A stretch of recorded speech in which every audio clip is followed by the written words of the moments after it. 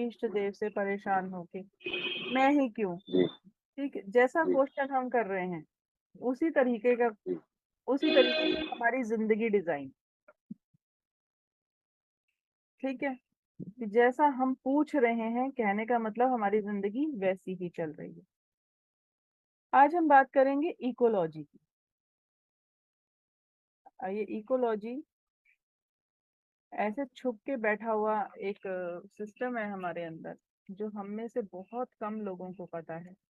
शायद आपने इसके बारे में पहले कभी सुना भी हो, और सुना है पहले कभी।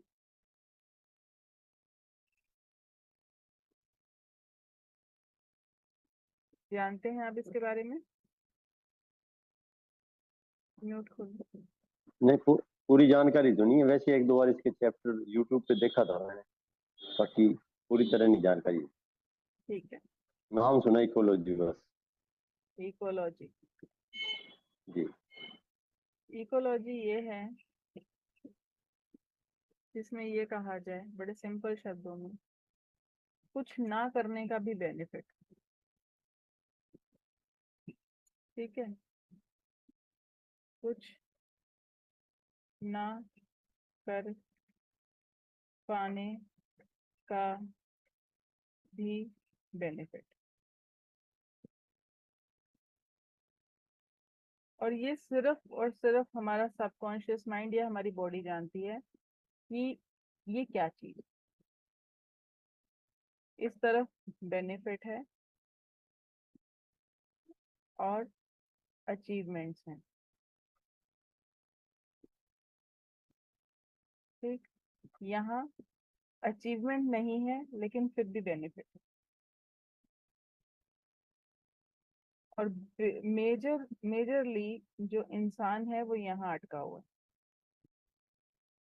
मेजरली कैसे, किसी चीज से बचने का क्या कारण हो सकता है, क्या बेनिफिट हो सकता है।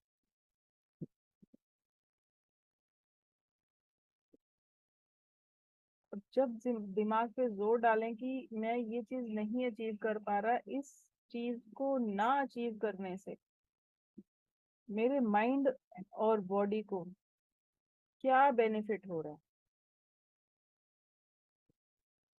और अगर ये मिल जाएगा ना, तो ये माने कि वो जो दीमक नहीं लग जाती, जो धीरे धीरे करके खाती है, ये उसकी जड़ है, पता चल जाए। हम जब बीमार होते हैं तो हमारे पास बीमार होने का भी एक बेनिफिट होता है। और बेनिफिट ये है कि मेरा माइंड एंड बॉडी कहीं ना कहीं सिग्निफिकेंस ढूंढ रहा है। कभी कभी हम इमोशनली अलोन फील कर रहे होते हैं। कहने को दुनिया है लेकिन अंदर से अलोन अलोन, घड़ी घड़ी कहीं ना कहीं। तो उस सिग्निफिकेंस के चक्कर में कई बार हम बीमार हो जाते हैं, और जैसे ही हम बीमार होते हैं तो हमारी तरफ लोगों का कंसर्न आ जाता है, अरे तुम अपना ख्याल रखो, ये करो वो करो। तो उसमें जो हमारा माइंड अकेलापन महसूस कर रहा था, उसे वहां वो मजा आने लगा, सिग्निफिकेंस मिलने लगा। तो जो सिग्निफिकेंस है वो है कुछ ना कर पाने वाला बेनिफिट। समझ रहे हैं इस बात को। और यहाँ पर तो बहुत कुछ करना था, तो ये करने वाला पेन भी लेना था। अब इसे ब्रेक करने का एक टेक्निक है, और वो टेक्निक ये है कि माने आप एक ऐसे चौराहे पर खड़े हैं जिसके आगे दो रास्ते निकल रहे हैं।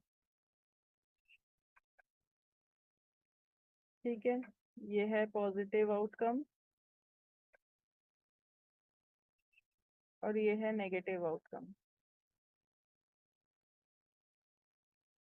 बस थोड़ी देर आप आंखें बंद करके जो आपका गोल है उसके लिए ध्यान करें। इमेजिन करें कि वो गोल आपने पा लिया है।